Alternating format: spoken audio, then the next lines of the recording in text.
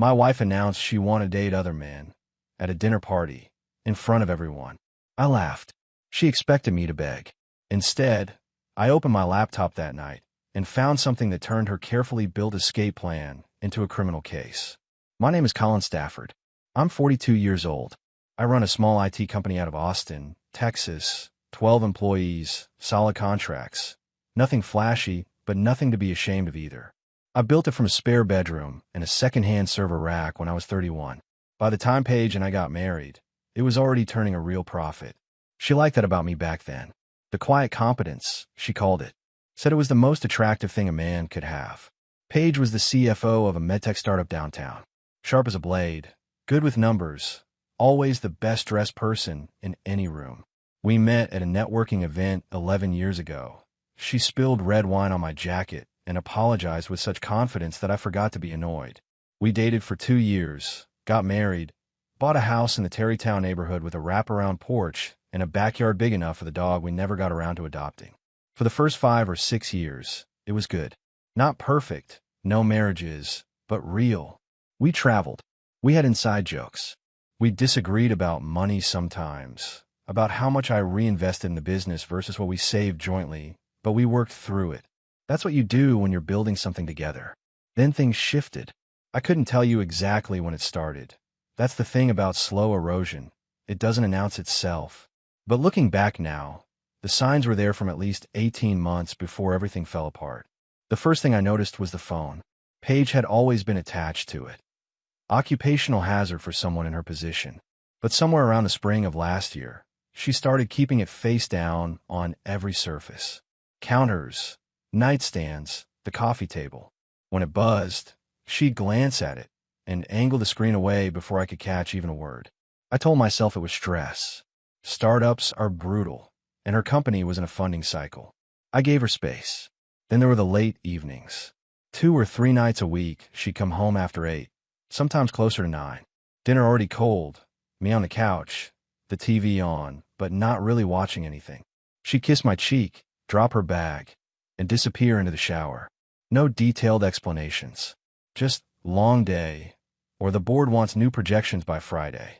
I stopped asking follow-up questions after a while because the answers always felt thin. She started dressing differently, too. New blouses. Heels she hadn't worn since we dated. A perfume I didn't recognize. Something with cedar and something sharp underneath it. I bought her perfume every Christmas because I knew what she liked. This wasn't it. The neighbor across the street, a retired contractor named Doug Pelham who kept odd hours and walked his retriever before sunrise, mentioned something to me one Saturday morning that I couldn't shake. We were both checking our mail, making small talk about the heat, when he scratched the back of his neck and said, almost like he didn't want to, "Hey, just so you know, there's been a car parked on your curb couple mornings a week. Early, like 6:30. Dark gray sedan. Figured it was a work thing." I thanked him and walked back inside. I set the mail on the kitchen counter and stood there for a long moment, staring at nothing. A gray sedan. Paige drove to work at 8:15. A gray sedan at 6 in the morning wasn't a work thing. The second thing that stopped me cold came the same week, almost like the universe was done being subtle. Paige had asked me to grab her insurance card from the filing cabinet. She had a dentist appointment and needed it for the front desk. I found the card. I also found, tucked in a manila folder she'd mislabeled as medical, miscellaneous, a set of documents from her OB/GYN. We'd been trying to have kids for 3 years. Or so I thought. She'd gone through the motions, the conversations, the calendar tracking, the occasional sigh about timing and stress. But what I was holding in my hand was a prescription renewal. A contraceptive prescription. Filled 8 months ago. Filled again 4 months after that. I stood in that hallway with the filing cabinet still open and the insurance card in one hand and those papers in the other, and something in my chest went absolutely still. Not anger, not grief, just a cold, precise clarity, the kind that arrives when your brain finally stops protecting you from the truth. I put everything back exactly as I found it. I brought her the insurance card. I kissed her on the cheek when she left for the dentist. And I started paying very close attention. I've spent my career building systems designed to detect anomalies, intrusion attempts, data leaks, behavioral patterns that don't fit the baseline. You train yourself to notice when something is off, Not because you're paranoid, but because ignoring a warning signal costs you more than investigating it. That professional instinct was the same one that kept nudging me in the weeks after I found those prescriptions in the filing cabinet. I didn't confront Paige. Not yet. Confronting someone before you have the full picture is amateur hour. You tip them off, they adjust their behavior, and suddenly the trail goes cold. So I watched. I listened. And I started keeping a mental log. The late evenings continued.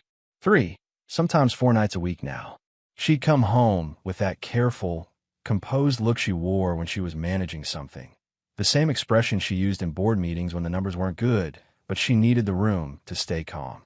I knew that face. I just never expected to see it pointed at me across our own kitchen. The perfume showed up again. Cedar and something sharp. I looked it up one afternoon while she was at work. Described the scent to a fragrance website's search tool and got a match inside of 2 minutes. It was a men's cologne. Transferred scent. I sat with that for a long time before I closed the laptop. Then came Shirley. Paige's mother had been staying with us for 3 weeks, supposedly recovering from a knee replacement she'd had in late February. She was 69, stubborn as old oak, and sharper than most people half her age. I'd always gotten along with Shirley well enough. She was direct, occasionally blunt, and she made exceptional brisket. But during this visit, something was different. She was too careful around me, too deliberate with her words in a way that felt rehearsed. Shirley was not a rehearsed woman. When I walked into a room where she and Paige were talking, the conversation would stop. Not pause, stop. And they'd both look at me with the same slightly too neutral expression. It happened 4 times in 5 days. The 4th time, I excused myself to the back porch and stood in the dark for a while, putting it together. Shirley knew. Whatever was going on, Paige's mother knew about it. That meant it wasn't new, and it wasn't small. I called my sister Tess that Friday evening from my car in the office parking garage. Tess was 40, 2 years younger than me, a high school vice principal with the sharpest instincts of anyone in our family. She listened without interrupting, which, for Tess, was a significant act of restraint. "How long have you been sitting on this?" she asked when I finished. "A few weeks," I told her. "And you haven't said anything to Paige?" "Not yet." There was a pause. "Good," Tess said quietly. "Don't. Not until you know everything." Why I didn't tell Tess, what I hadn't told anyone, was that I'd already started looking. Not aggressively, not yet, but I'd run a passive scan on our home network traffic 3 days earlier. Nothing dramatic. Just a snapshot of device activity and connection timestamps over a 2-week window.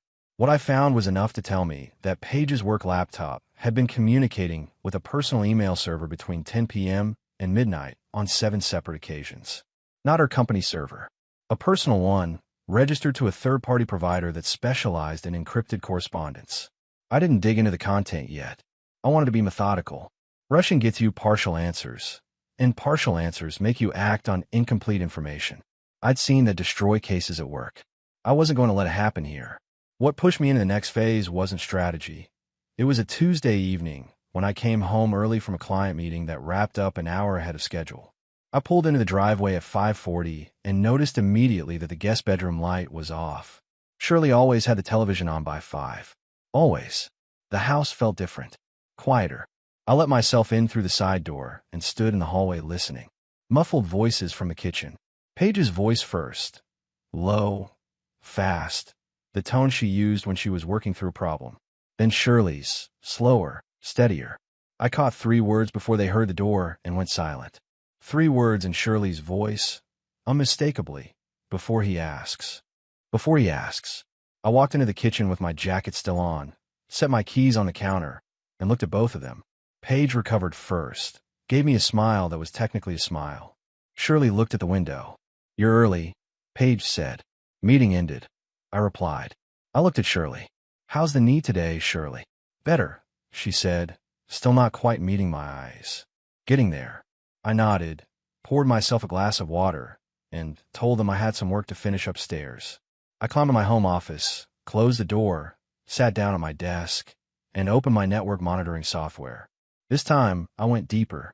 What I found over the next 2 hours changed the entire shape of what I thought I was dealing with. Because it wasn't just messages to a private server.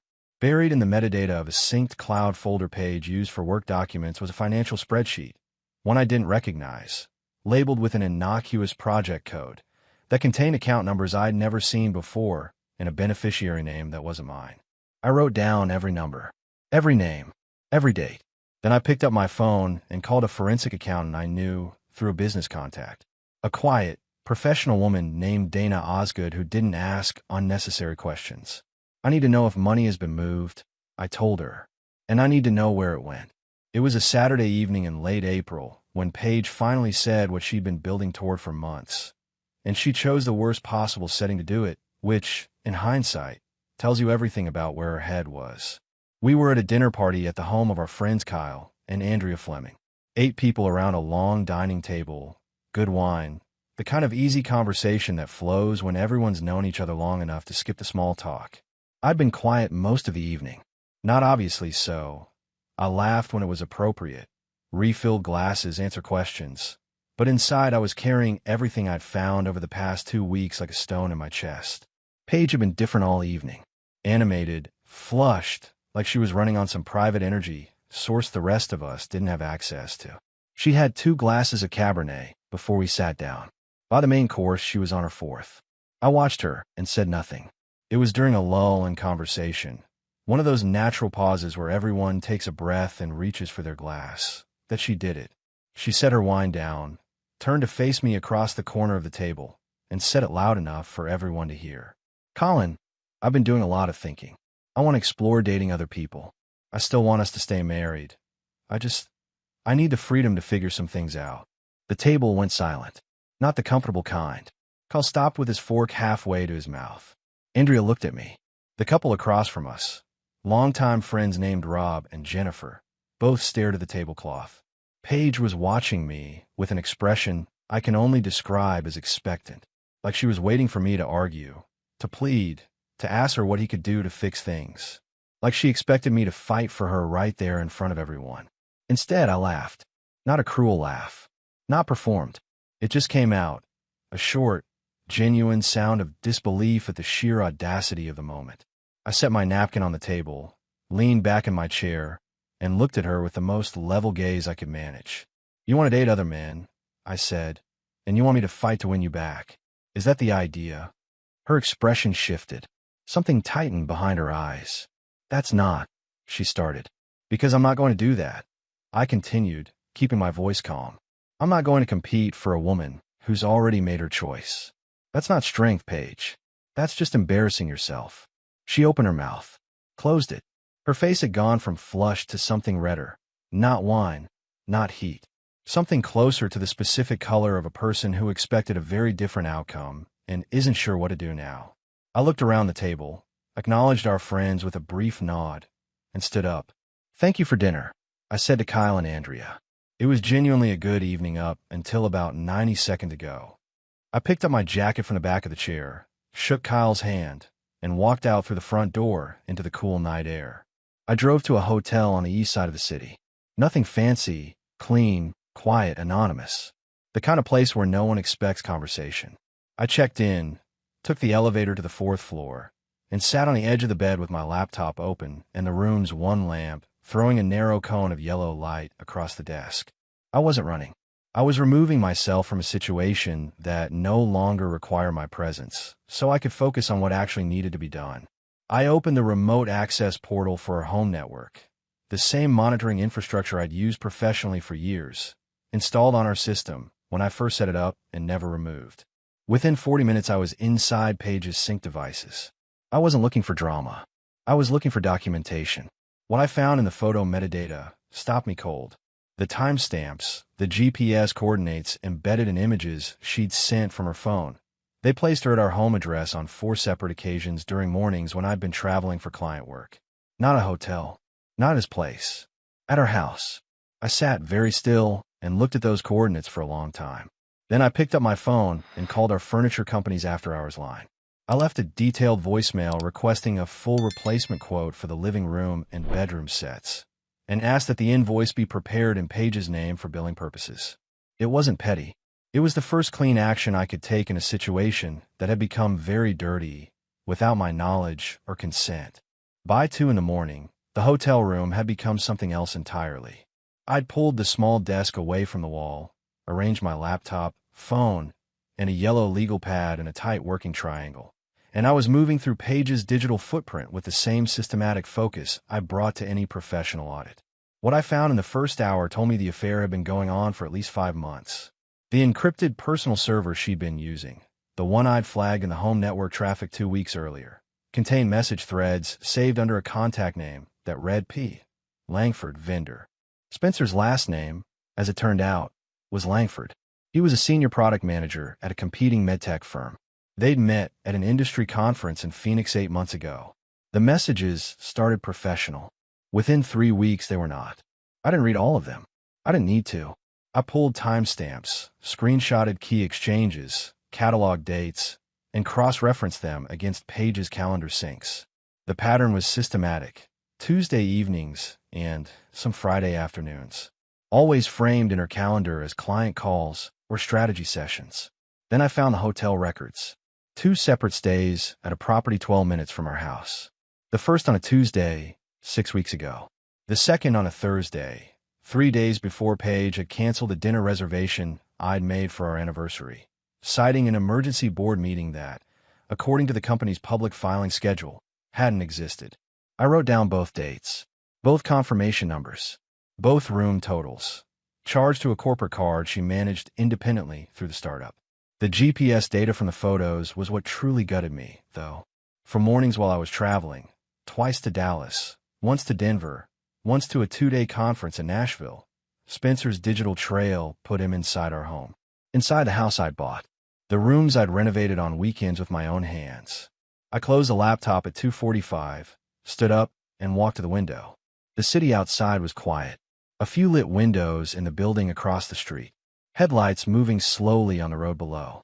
I thought about the version of myself that had walked into that dinner party 6 hours ago, carrying all of this silently, still giving Paige the benefit of a doubt I no longer had any logical reason to extend. That version of me was gone. What replaced it wasn't rage. It was a kind of cold, forward-facing clarity that I recognized from the hardest professional moments of my career.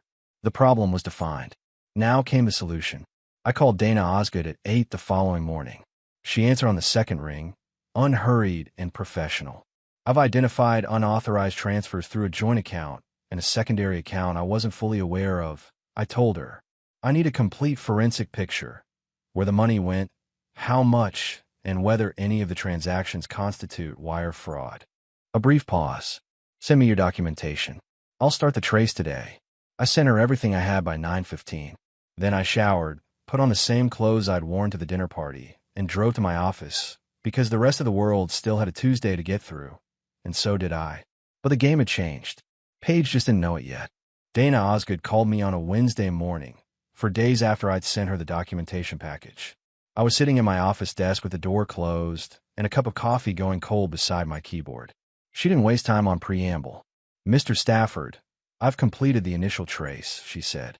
You're going to want to take notes. I already had a legal pad open. Go ahead.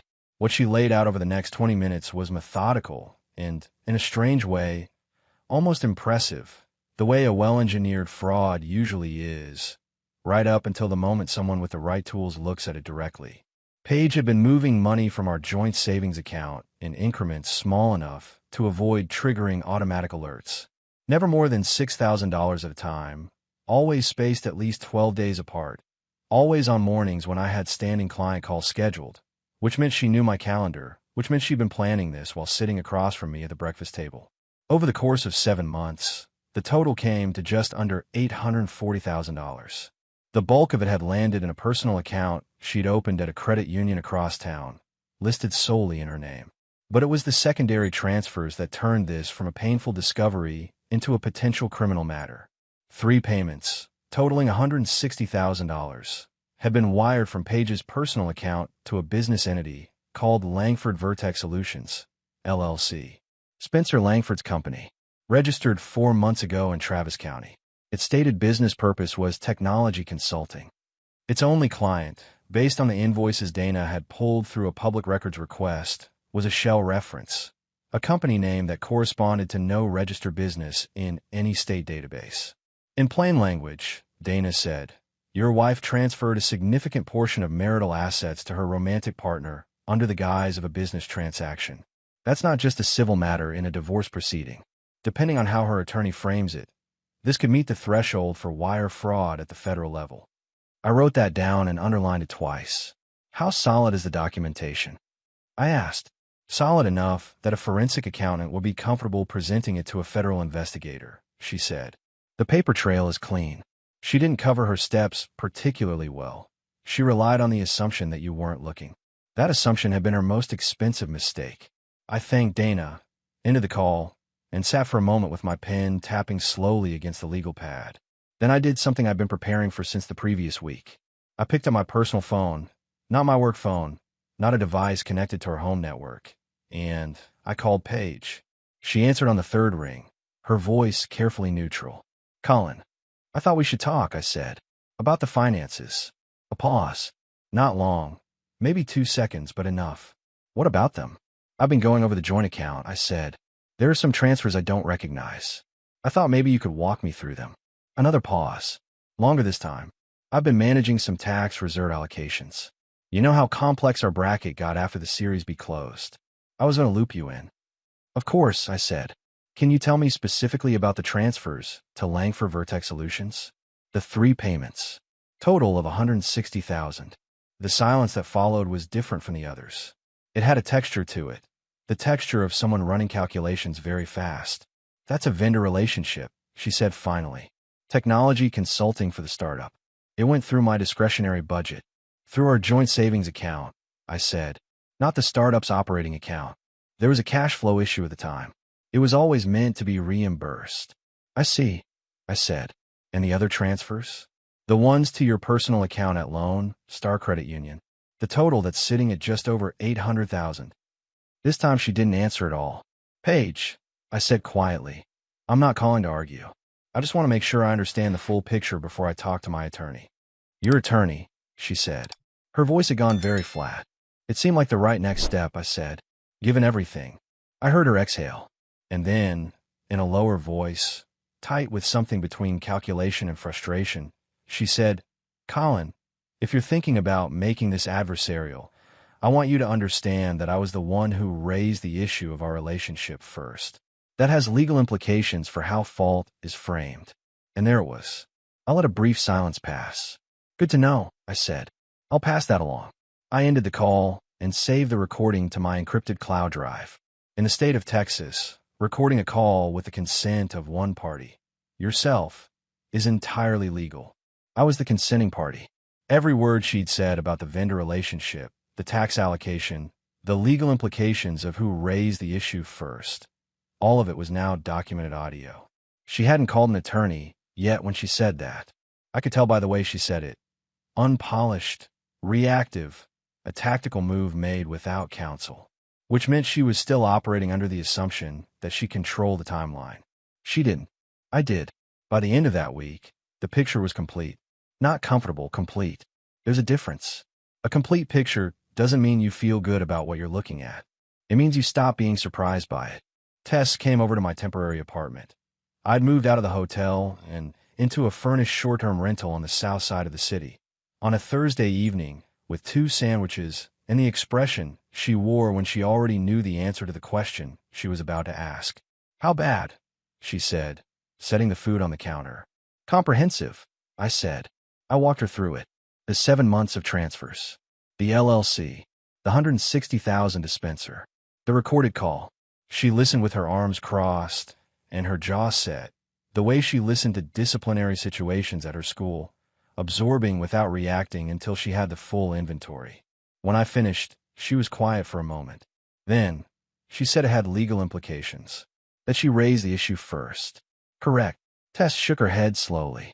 She was trying to preempt you. Set herself up as the one who proactively disclosed problems in the marriage, so any infidelity claim gets muddied. That's exactly what she was doing, I said. Her attorney, whoever she ends up with, probably would have advised something like that. Except she did it before she had an attorney, and she did it on a recorded line. Tess almost smiled. Almost. And Spencer. I'd spent 2 days building a complete profile of Spencer Langford, and what I found added another layer to the whole thing. He hadn't just materialized at an industry conference 8 months ago. He had a pattern. 3 companies in 5 years, each departure tied to a relationship with a female colleague. Never documented, never formally escalated, always quietly managed. 1 separation agreement, 1 internal transfer to another division, 1 mutual resignation packaged as a restructure. He was good at this. He found ambitious women in high-pressure environments, made them feel understood, and let the relationship run its course until it either served his purposes or stopped doing so. Paige wasn't a love story. She was a target. That information was going in a folder for Spencer's current employer. But not yet. Timing mattered. The thing I hadn't told Tess yet, the thing I was still sitting with, came from a detail buried in a message thread I'd pulled from Paige's sync backup. A reference, casual and brief, to Spencer's wife. Her name was Michelle. She was 37. And according to a comment Paige had made in a message 8 weeks ago, Michelle was 7 months pregnant.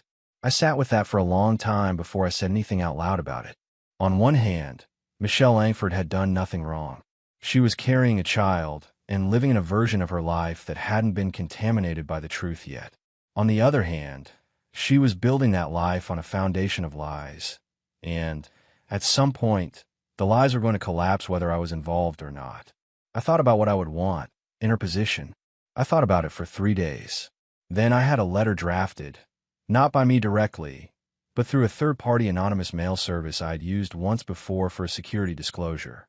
No accusation, no editorial, just a folder of documentation, timestamps, messages, hotel confirmation numbers. The kind of evidence that speaks without needing a narrator. I sent on a Tuesday. I didn't watch for a response. Whatever happened in the Langford household after that envelope arrived was between Michelle and the man she'd married. I had just made sure she had the information she deserved to have. Tess, when I told her, was quiet for a long moment. "Do you think that was the right call?" she asked. "I think she had the right to know," I said. "What she does with it is her decision. But nobody gets to be kept in the dark about their own life. Not even people we've never met." Tess nodded slowly. She didn't argue. She knew, as well as anyone, what it felt like to be the last person in the room to find out what everyone else already knew.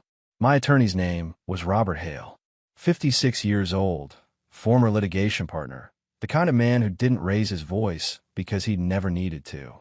He had an office on Congress Avenue with framed diplomas he never mentioned, and a reputation in Austin's legal community that preceded every conversation he entered.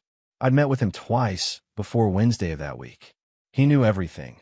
The transfers, the LLC, the recorded call, the photo metadata, Dana Osgood's forensic report. He'd reviewed all of it with the same unhurried thoroughness he probably brought to every case. And when he was finished, he'd looked at me over his reading glasses and said, "Mr. Stafford, I want to move on this before she retains counsel and files a counter-narrative. The window is narrow, but it's open." Wednesday morning, Robert filed the divorce petition with Travis County District Court at 9:15. At 9:40, a court order was issued freezing all joint accounts pending equitable distribution review, based on documented evidence of unauthorized asset transfers. Dana Osgood's report was attached as a supporting exhibit. At 10:30, the MedTech startup's HR director received an email. It came from Robert's office.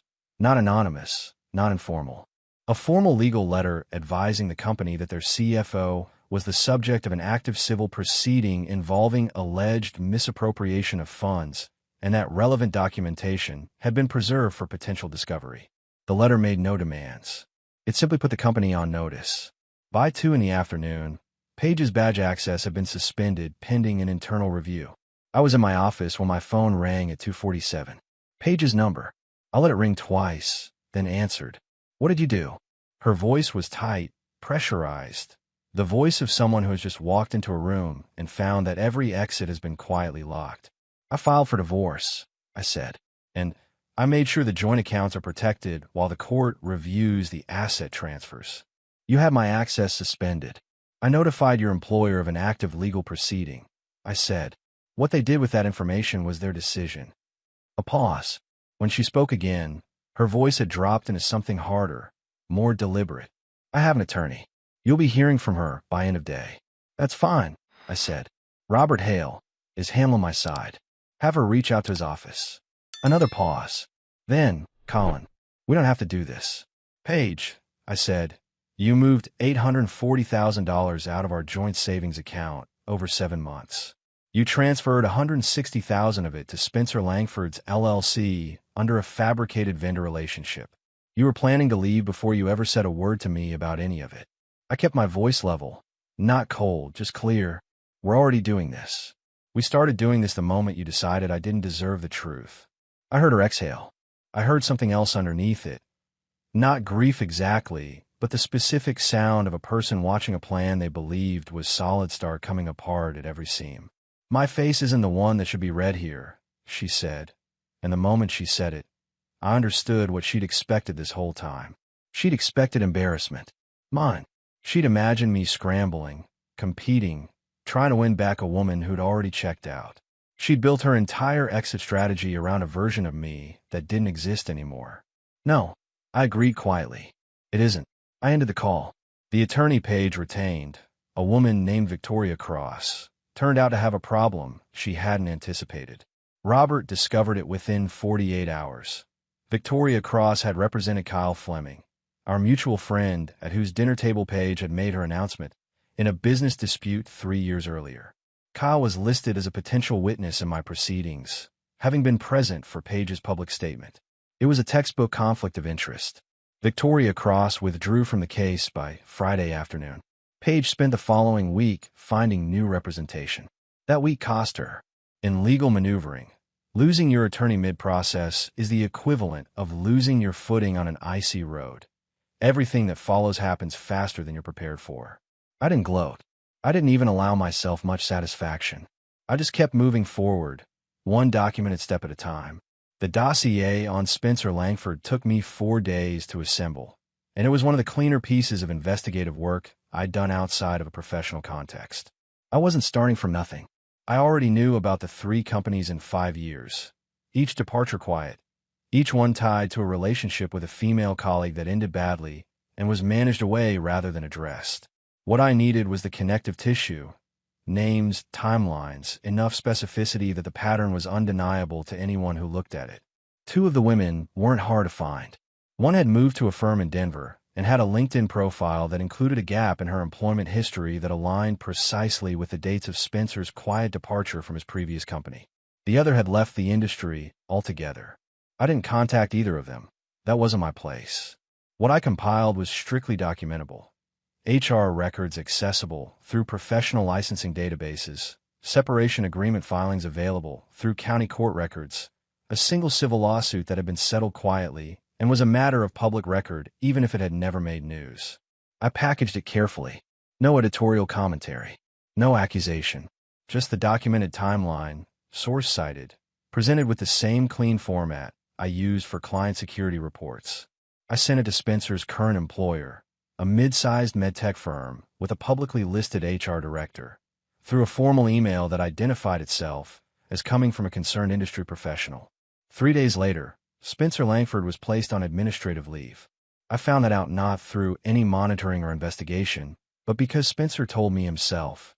He appeared at my apartment door on a Thursday evening, unannounced, unshaven, wearing a jacket that looked like it had been slept in. He looked like a man who had recently watched his life organize itself against him. I opened the door and looked at him without speaking. "I need 5 minutes," he said. His voice had the careful steadiness of someone who'd practiced a speech in the car on the way over. "You've got 1, I said. He exhaled. "I know what you did. With the documentation. The email to HR. He paused. "I'm not here to threaten you. I wanted to say, man to man, that I know I caused damage and I'm not going to pretend otherwise." I studied him for a moment.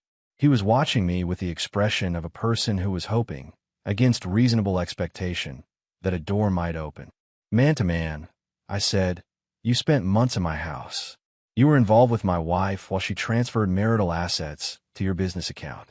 And you're standing at my door asking for what, exactly?" Understanding. He didn't answer. "Here's what I'll tell you, man to man," I continued, keeping my voice even. "You made your choices. The consequences that are following you now aren't something I arranged out of spite. They're just what happens when a documented pattern of behavior gets documented one more time. That's all I did." I looked at him for a moment longer. He had nothing left to say, and we both knew it. "Good luck, Spencer," I said, and I closed the door. I stood in the hallway of my apartment for a moment afterward, listening to the sound of his footsteps receding down the corridor.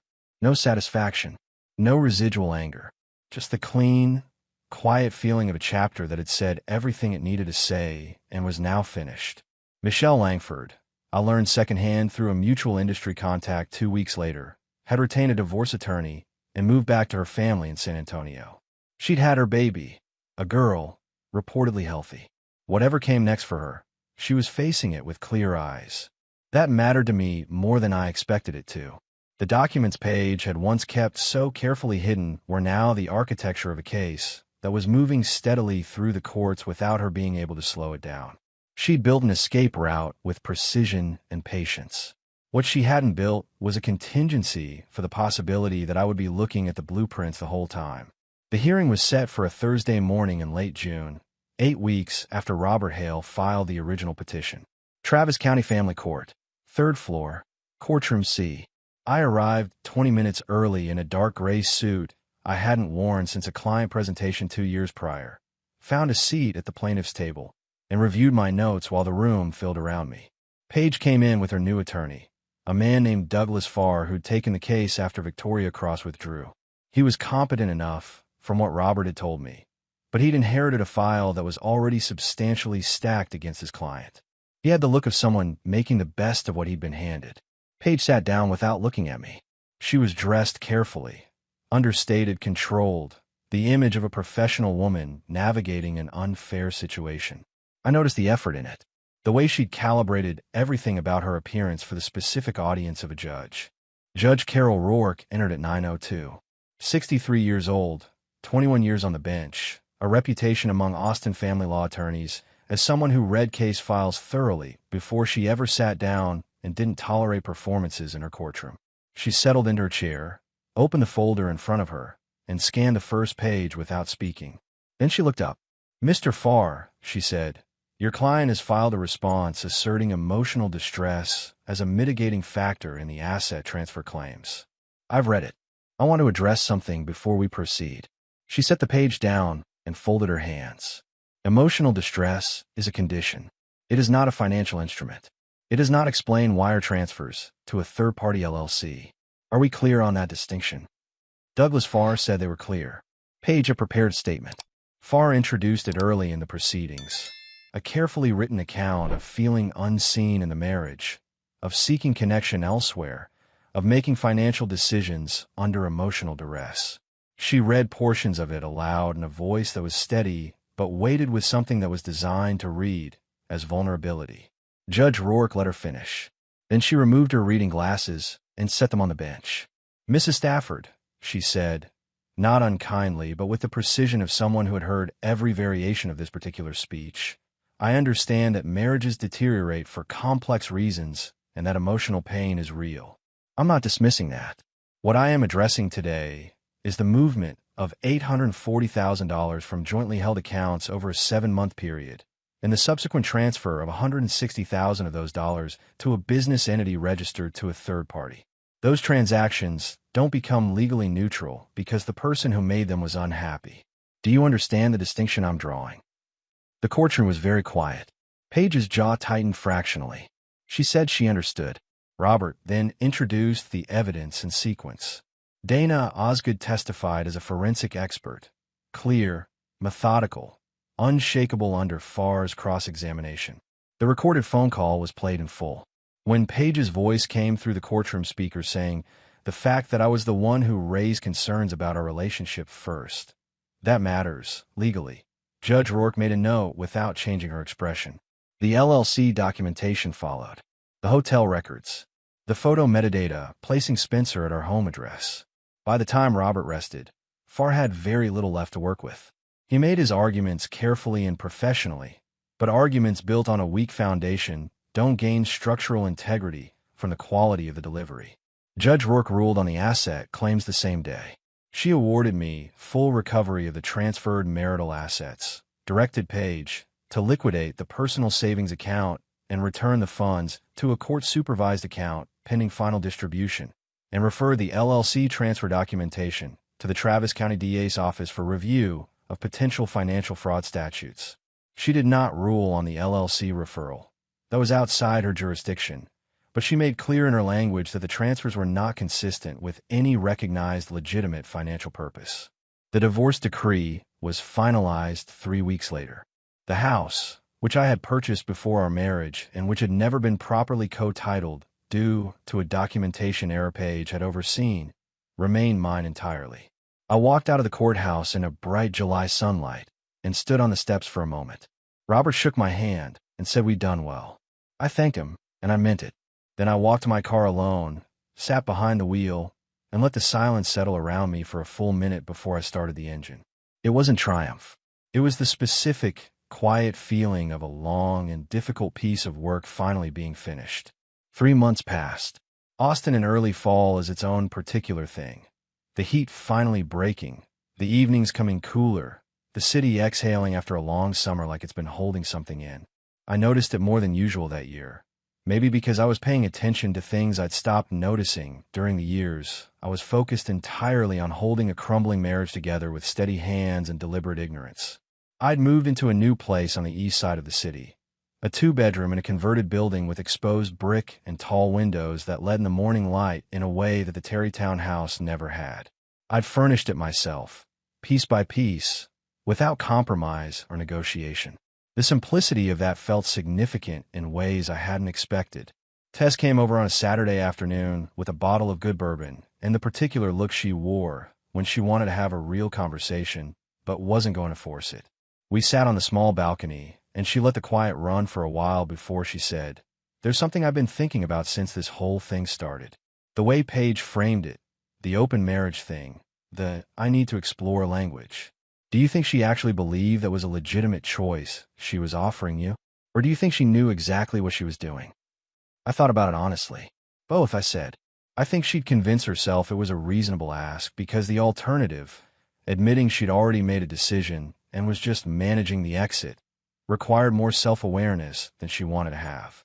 But underneath the language, it was a maneuver.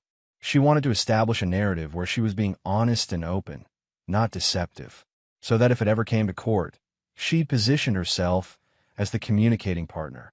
Tess turned her glass slowly. So the open marriage framing wasn't freedom. It was cover. It was cover, I said, and it nearly worked. Except she said it out loud, in front of witnesses, before she had an attorney. Tess shook her head slowly. That's the part that gets me. The audacity of it. Standing up at Kyle's dinner table and announcing it like she was presenting a quarterly report. She expected me to fall apart, I said. Or beg. That was the calculation. She never considered that I'd already been looking. We were quiet for a while after that, watching the neighborhood below in the early autumn light.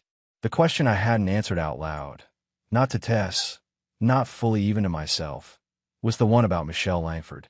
Whether sending that letter was right. I'd made the decision, and I stood by it. But standing by a decision and being at peace with every edge of it are different things. Michelle had delivered her daughter, relocated to San Antonio, and filed for divorce from Spencer. Those were facts I knew. What I didn't know, and couldn't know, was what those weeks had cost her, how she processed it, what it had done to a pregnancy that should have been a straightforward joy. I told Tess about it plainly.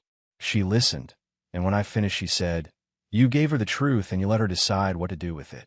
That's all anyone can do." I keep wondering if the timing was wrong. I said. The timing was his, Tess said.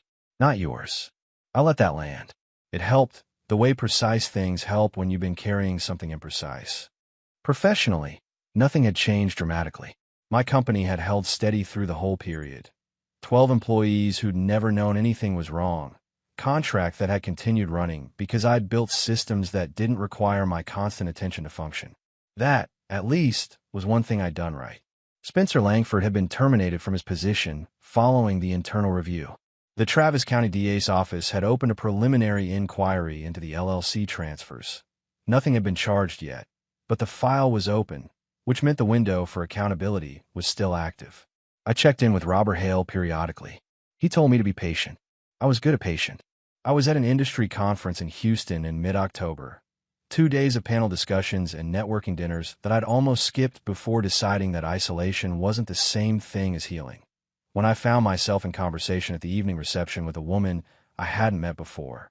She was composed, direct, with the kind of economy of language that comes from spending years in a field that doesn't reward decoration. We talked for 20 minutes before she mentioned, offhandedly, that she worked in forensic financial investigation. I looked at her. Who do you work for? She named the firm. It was Dana Osgood's firm. I know someone there, I said carefully. She tilted her head slightly. Dana Osgood? Yes. A brief pause. She mentioned your case, she said. Not by name. But the structure of it was distinctive enough that when you said what you do, IT security, Austin, I put it together. She looked at me evenly. She said it was the most methodically documented marital fraud case she'd worked in 11 years. I didn't know what to say to that for a moment. Then I said, I had a good teacher. 12 years of building systems that catch things people don't think they're leaving behind. Her name was Dana's colleague, Priya Merritt, 38, sharp, and apparently unbothered by the particular gravity that trails a man who has recently survived something significant. We talked for another hour. She gave me her card. I held it on the drive back to my hotel that night, turning it over in my fingers in the dark of the back seat, not reading into it, not building anything from it, just acknowledging that the world was still moving, still offering things, and that a man who'd spent a year looking backward might, carefully, without rushing, start learning to look forward again. That felt like enough to work with.